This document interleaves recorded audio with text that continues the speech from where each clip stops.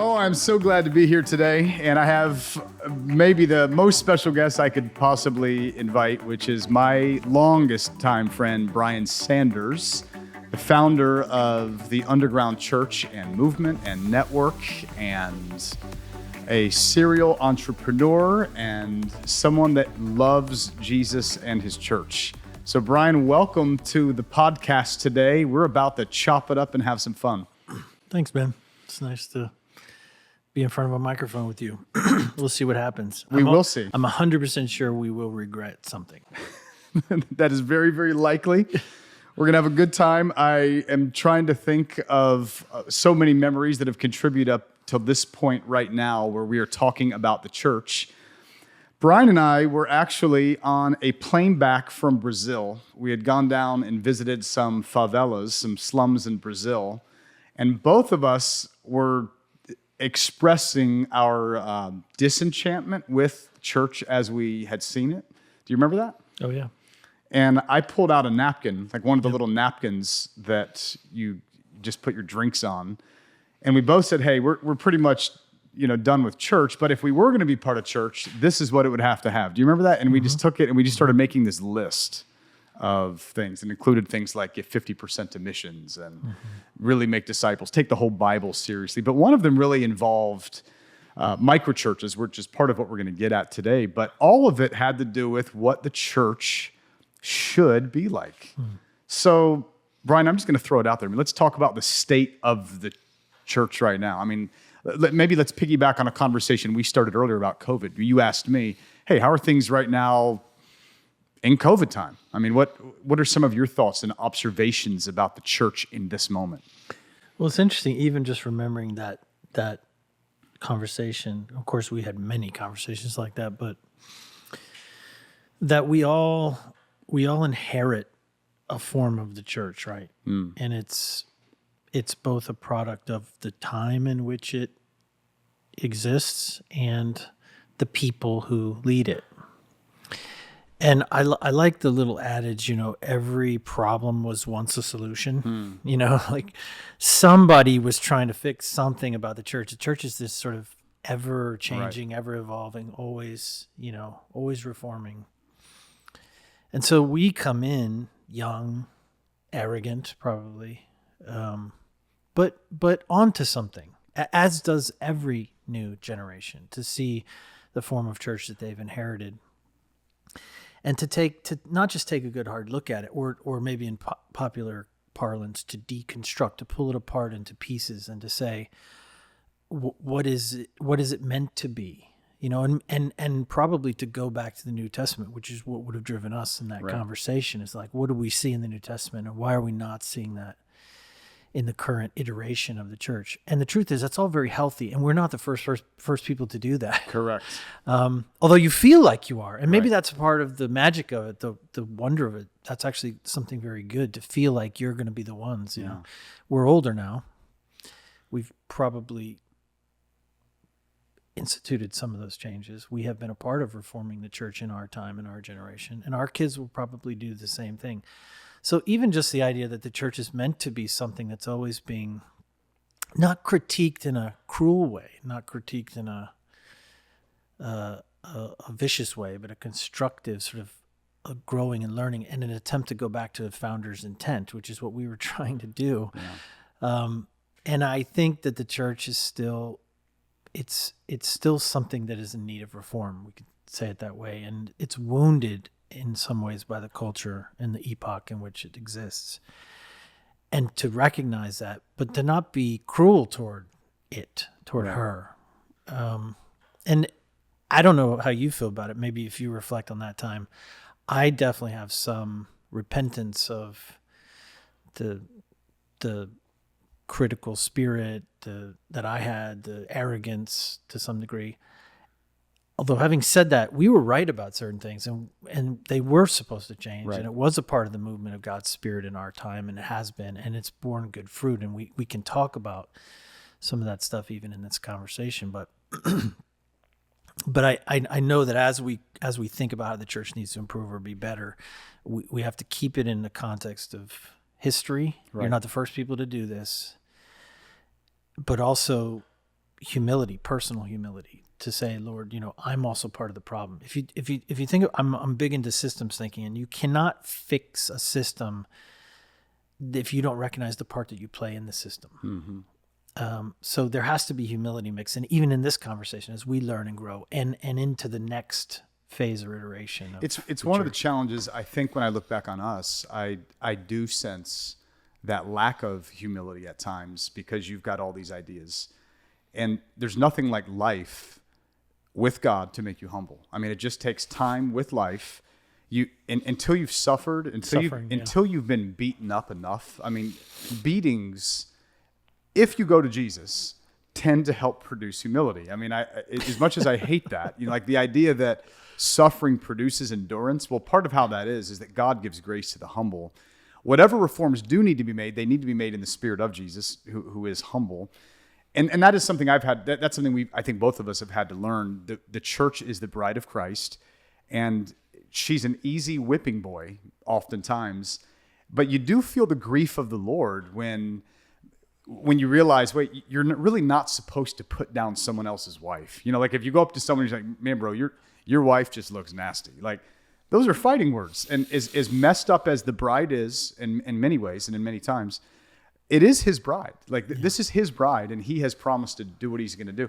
And I think that where we're at now is, as humbly as we can we make whatever our contribution is at this stage and in this context. Well, I think beatings and suffering or whatever, it can produce humility if you stay close to Jesus. Correct. But it can also produce cynicism and bitterness, which is a separate route to is. go. It is. And we've lost more than a few friends to that. Oh yeah. Journey. Oh yeah. I mean, you take a word like deconstruction. I think both of us would say, if you follow Jesus, there better be constant deconstruction taking place. I mean, we absolutely believe. God knows how much of our culture we take on. I mean, even when you just travel to other countries, both of us having traveled to a lot of parts of the world, every continent I land on, it seems like there are areas where the church doesn't have some of the blind spots we have, and they have others that we don't, right? And so the humility, recognizing, okay, wait a minute, I probably consistently forever will have to be knocking something off. If I was a ship, the barnacles are going to get stuck on the bottom and have to come off, and recognizing where that is. Where we are right now, though, I mean, it is an interesting moment, because you and I were talking about even in a moment of COVID right now, like you were saying, hey, how is church? To which my response to you was, what do you mean? I mean, if you're talking about disciple making, I've had a lot of conversations with people that are making disciples who have made disciples who have made disciples. I was talking to someone the other day that is being discipled by someone that's like a 4th generation disciple maker. And that was wildly encouraging. If you're talking about micro church, how robust micro churches, I've seen many micro churches that have frankly shut down during COVID. Churches, church attenders that would go to macro churches that just have not been able to be there. And it's not even just church. It's people saying, I'm never going back to a job that I have to work in person. So it's created an interesting moment that we were sort of reflecting, and I think it might be beneficial here, because I was as a missions lover, I'm constantly reading missions books. The Spanish flu was 100 years ago, and a distinction between this moment and 100 years ago was missionaries 100 years ago were saying, the whole world's shutting down. There are more people not hearing the gospel than ever. We have to go, even if that means we get the flu and we die. And the reality is they did get the flu and they did die, but they had harvest and they had made disciples and the church was established. I'm not hearing or sensing a lot of that at the moment. The message has almost been... and I really do not mean this with any accusation, because we've had COVID and we've had shutdowns and we've been concerned and I've had meningitis but there seems to be a moment of more self-preservation than missional fervency. I mean, that's a very broad stroke, and part of it's you just don't know when it's going to be over and it's just extended. But I mean, what's your analysis? We're always probably wrestling with selfishness or self-centeredness. I am. Right? Yeah. So if that's kind of endemic to the human condition, to our nature, our sinful nature, is to be kind of, I'm the center of my universe and I just want to do what's best for me or what's right for me. And then you add to that a cultural milieu, a time where you're being told, look after yourself, love yourself, self-care is a booming industry, actually. Yoga. Sure. And anything that makes you feel better or be a better version of yourself. Right. But is that better version of yourself doesn't necessarily have anything to do with compassion or mission or sacrifice for others, which of course we would argue from the, maybe from the New Testament, that the best version of yourself is a sacrificial version, is a self-denying right. version, because it embraces the cruciform life, to be like him in his suffering, and so somehow to attain his resurrection. So the fruit of his triumph comes after the living out, the conformity to the way that he also lived, which was for others. It was for love. It was sacrifice and even death for the love of others, particularly those that were poor or lost or whatever. And I think one of the things that just really shakes me to my core right now is that the church is really embracing this idea of self-preservation. And then what COVID has done, and again, you need to look after yourself, and we need to do what we need to do to prevent the spread of the virus. But that message, which is seeping into our soul, it's becoming not just a tactic for keeping the virus at bay, but it's becoming a way of thinking about the world and life, that people are dangerous, and that my primary work as a parent or as a worker or whatever is to protect myself and to protect my nuclear family or closest friends or something from harm, which could come in this invisible connection to other people. And that really makes me nervous about the future of mission, because I'm just even seeing hardcore people. I was just talking to Matt. Who's hardcore right now? It's like not cool to be hardcore. It's cool to look after yourself. Right. That is that, and even in the church, that's becoming a sort of soul-sucking reality for the missionary person. But what you said was really encouraging to me, because I thought, okay, maybe out of that ecosystem, that environment of self-preservation, you have a kind of bifurcation that the true missionary people, the really called hardcore, can emerge. So it's counterintuitive, but in a sense, if the church gives itself to mediocrity, essentially, then you have this moment for certain kinds of people who really want to. I mean, you mentioned the Moravians, who want that the Lamb would receive the reward of his suffering, who are ready to go sell themselves into slavery or whatever. That's their moment too, to emerge, to be something other. Truly other, in this world. I think that's key. Obviously, God has wired us as hedonists, sort of that line of thought that the ultimate hedonism, where are you most satisfied? You're most satisfied really following after Jesus. I mean, and who gives himself away, who loves those that will never pay him back. And all of us, I think, know that. I mean, I think our stories are, man, when I was giving myself away, I was so alive. When I was pouring out my heart, I was so alive. Like there is something to that.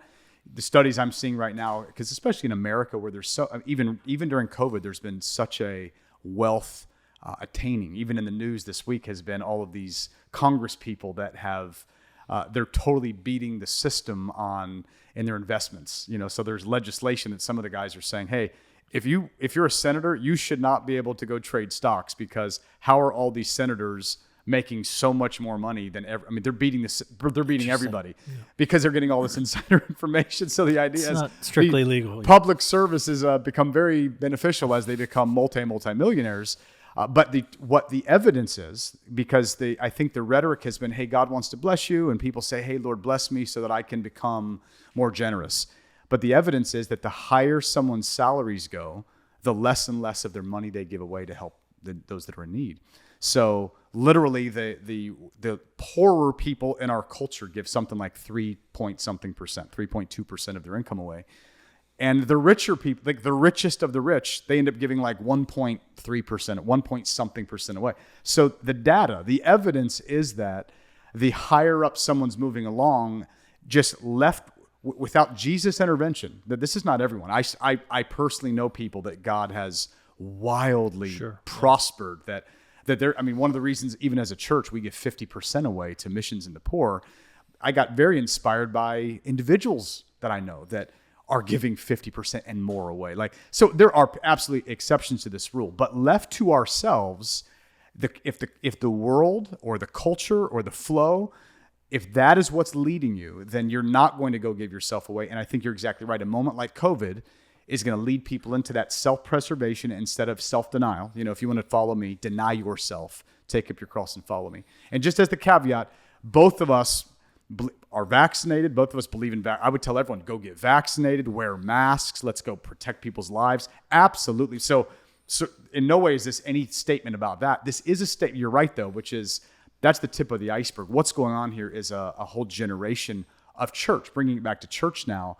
I think people they're showing up in churches, body life ministries, home churches, looking for their best life.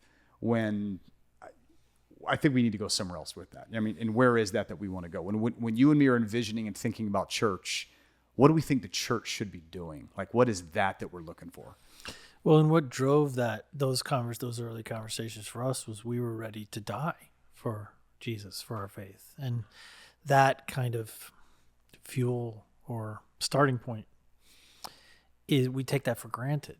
So I know for me, at least in terms of the underground and the things that I've tried to do as it relates to church, I just wanted to start with sold out people, with people that were, their primary identity was as followers of Jesus.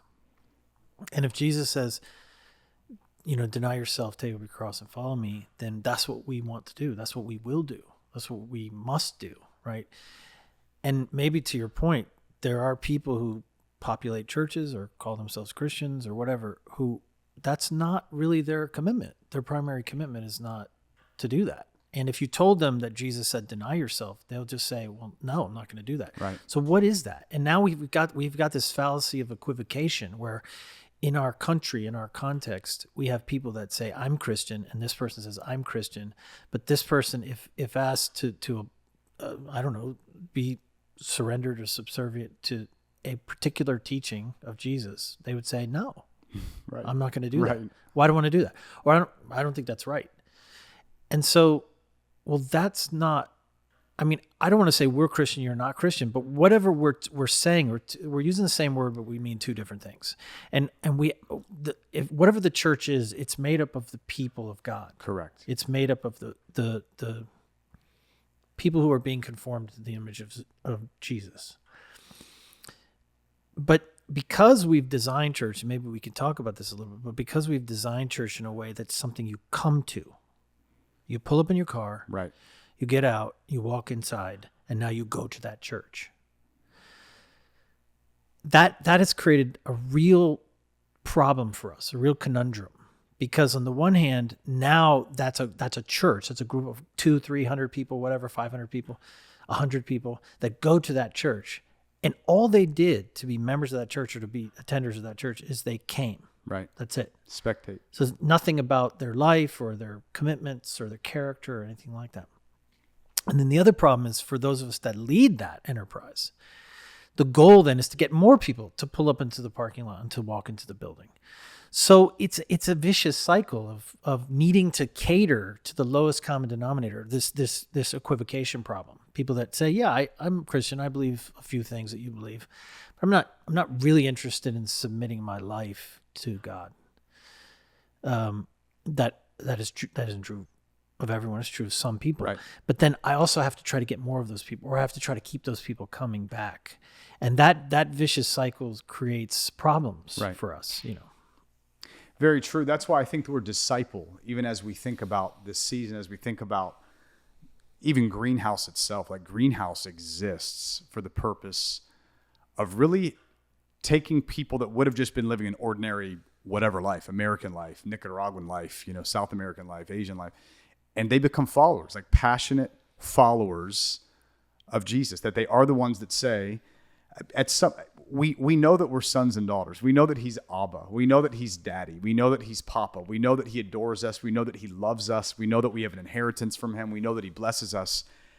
And there also is a level at which I'm Mike Patz reporting for duty, sir. Like I am a bondservant of the Lord. I'm chained to Jesus. I've been smitten by him. I've given him everything, and I can't take it back. I'm a bond slave of Jesus Christ. That he's the Lord. Like there is at some minimal level, I think the church is made up of the people that say that we confess with our mouth, we agree with our mouths, Jesus is Lord. Like he's the king, chief. He gives the orders, he gives the directives, he gives in Spanish, the mandamientos, the mandates, And I think that's why I think discipleship is so pivotal to me, because when you've got disciples are defined. I keep meeting people all the time that'll tell me about someone that they know, like, oh yeah, he's a Christian, but he's not a disciple. Or, oh yeah, he goes to church, but he's not a disciple yet. And I hear that delineation, part of which I really like, because I appreciate it. Now, I hear it a lot when someone says, I accepted Jesus as my Savior, but I didn't accept him as my Lord. And you hear some of these things. And I think this is part of when we're thinking of the future of the church, every time there has been a persecution or something like that, there was a very clear weeding out of who were the people that were coming for their best life, and who were the people that were coming to add another piece of entertainment. Well, that was helpful. That was a good benefit to my family to come and to be a part of that. And then the people that say Jesus Christ is the king of everything in my life. So I think that's where we want to go, because my opinion is, I personally don't think there's any problem that discipleship doesn't solve. I mean, you name sexism, racism, oppression, depression, physical parts of your life, your physical body, your family, raising children, getting married, making decisions. I do not think there's a single problem in this life that discipleship is not at least part of the solution to. So that's a big statement. So how would you define discipleship then? Following Jesus. When someone is following Jesus, when they are following the Spirit and the words of Jesus and saying, okay, I'm going to be someone that in terms that we sometimes use around here, we'd say someone that lives in worship with God, on mission, but and in community. Not following in the sense that like I follow them on Instagram. Because I think that's a conflation of the idea of like, I'm a fan of Jesus. I follow him on Instagram. Right. I heart a lot of the things he says. Yeah.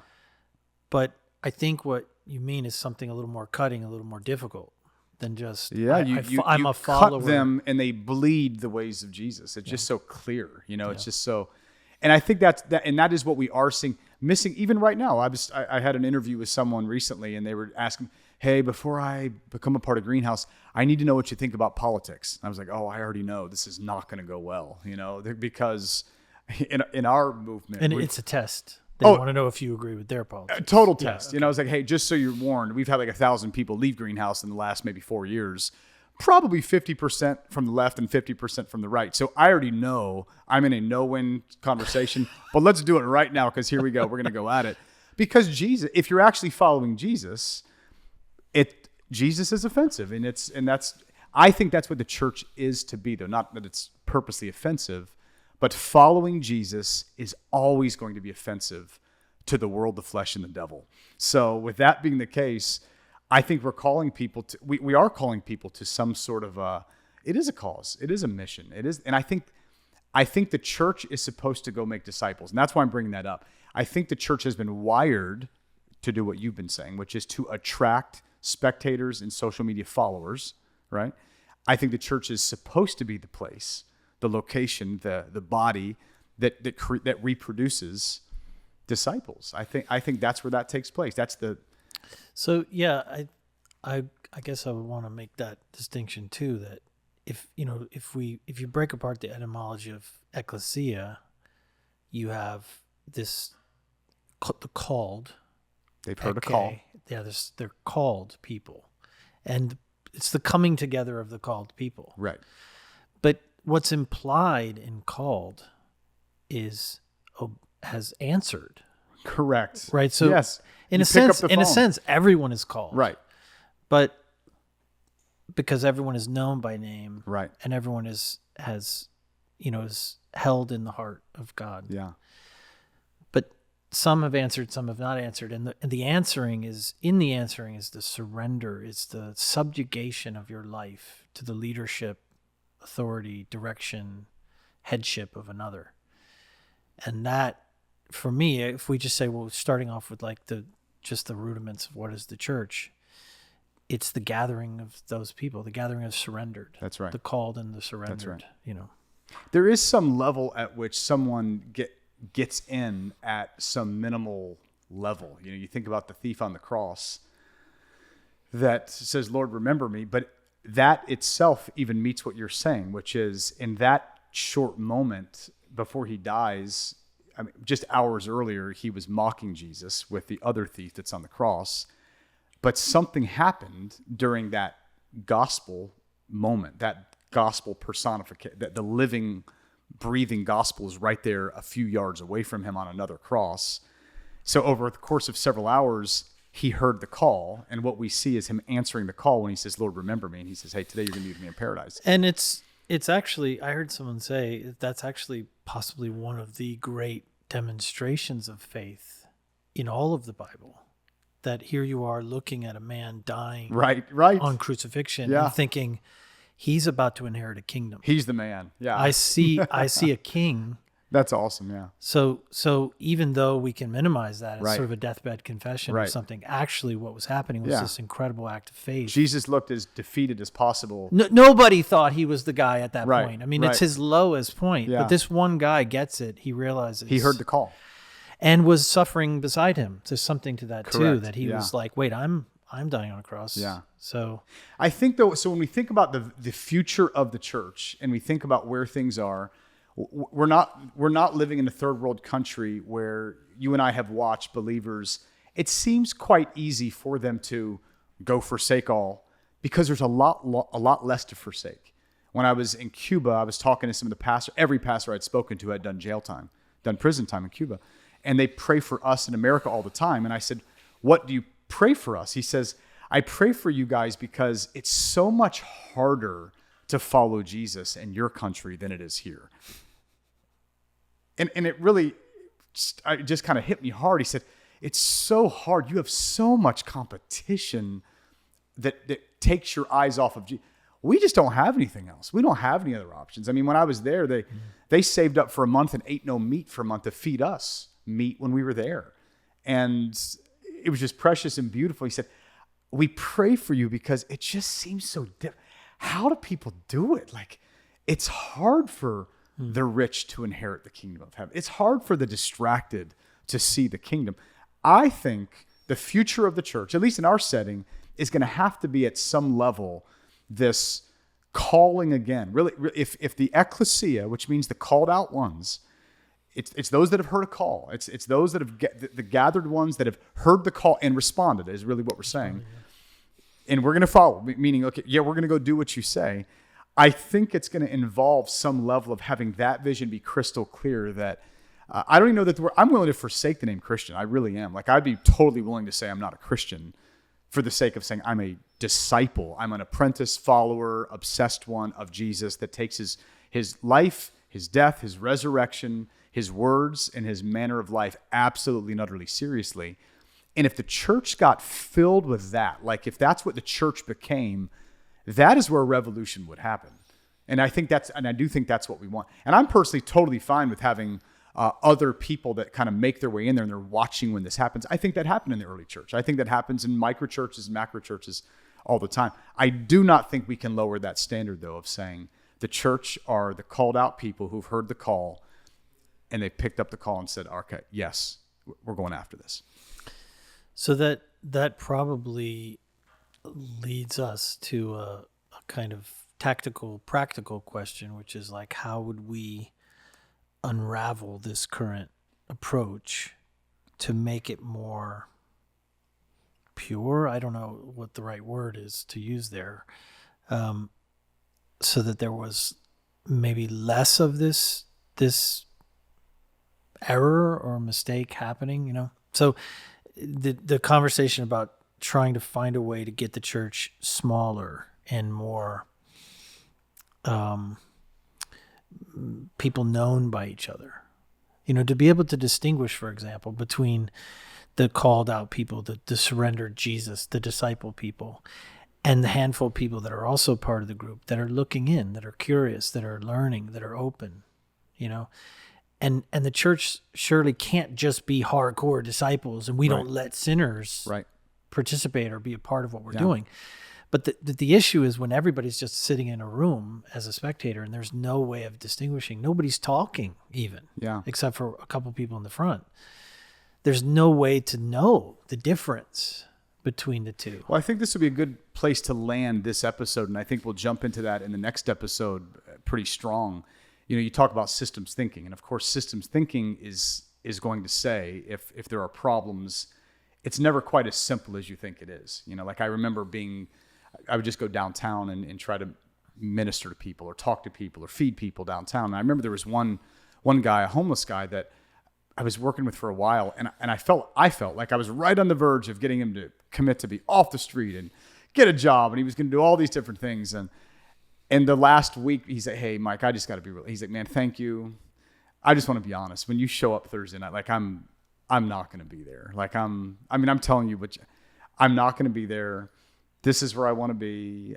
It's just not realistic. I'm not And I just remember that feeling of like, man, if only he was, motivated enough or whatever, And yet the research is like there's some pretty successful examples around the country right now where homelessness gets addressed when there's a multiplicity of things that are playing into and feeding into the answers, where he does need to have a desire, and there's some people that don't, but there has to be all these other support systems. In our church, we do a lot with, we're trying to increase what we do with foster care, for example. And what we know in foster care is it goes well when they have what's called a wraparound. When there's a wraparound approach, it's not as simple as, could some hardcore person get up here and help, foster kids? There's got to be a wraparound approach that is systemically looking at all of it, because the reality is, even in the individual parts are all contributing to it. And I think that's where the humility comes, which is, wait a minute, and this is where I think it comes to the church right now. Is it possible that the structure itself, is it possible that the system itself is contributing toward this problem? It's not just the wine, it's even the wine skin. I'm going to preach on Sunday, but I have to think in terms of, wait a minute, when you come into a church, because people have told me, I'm kind of shopping for churches and finding out which one's the best church that's going to meet the needs of our family. I want some safe words for little ears, and I want good music, and I want a funny sermon, and I would like, enough active. And at some level, when there's enough of a consumer bent, and when the churches themselves are even structured in a way, it really begs the question is, as much as we may say we want disciples, are we a part of the system itself that contributes toward the results that we're getting? And if that is the case, and I think that's where we'll kind of end here, kind of speak to that, and we'll kind of dive into that next time. But what could we do? Because I think there are some answers that give us hope. Well, and I think it's an important point that you make about the complexity of a problem like this. And complex problems require complex solutions. Right. So, it's not like they're just simple answers or just do this one thing. So human beings are capable of what's called monocausal taxophilia. We love this. This is essentially where we say, you're going to have to say that again, because well, it's all there. It's all there in the word what you just said. Mono, one, causal, and then taxophilia is a way of describing, a love for a way of describing a solution to a problem is one thing. Yeah, we love that. We love saying, if you just did this, the right. whole church would be solved. Right. If this person just got a job, everything right. would be all right. If this person just had education, everything would be all right. And the truth is, it's a conflation of problems creating complex right. issues. That is what you see in the left and right now. Like politically, it's almost as if everybody has their one thing. Right. That if you just did this, and Christians are very guilty of this, right? And we don't want to do that here. We don't want to say, if we just do this, this is going to solve, this is going to make the church perfect. Yeah. So recognizing that complexity, I think, is a really good starting point for the next conversation, and us even having humility as we talk about some potential solutions, but recognizing that we need to be sophisticated and not just play to that monocausal taxophilia thing that we all love. And it will people would enjoy this conversation more if we just tell them, just do this, right, and everything will be right. Right. Oh yeah, no, I mean, I've heard Christians say, if only Roe versus Wade got overturned, America would be in revival. If only we could, if you do something on racism. If only we did something on oppression. I heard someone say the other day, if every church just preached expositionally, the whole church would be sorted. And I just lost it. I said, you can't be serious. You can't be serious. I would preach That's all you did. expositionally. Yeah. That's all you ever did. But are you kidding me? That's reducing all of the complex problems of the church to that one thing. Come on. Yeah, yeah. I want to end it with the analogy that you and I were speaking about just even a little while ago, where you were talking about, hey, preaching and worship, and why would you remove that from you were sort of describing, hit that, because when we're thinking of what church is, where I really want us to be imagining what the church could be, where at least at some level we do have, I think, some pictures. We do need to be visionary enough where it could be clear in some people's minds, because I do think the clarity in some people's minds is to be a good Christian parent. I'm going to bring my kids to church at least twice a month. That's what I'm going to do. I'm going to go, I'm going to watch, I'm going to be checking Twitter for football scores while I'm there, but at least I'm there, and maybe by osmosis, we're going to attend a couple, because that's the average Christian in America attends church twice a month right now. And that's church, and that's Christianity, and that's discipleship.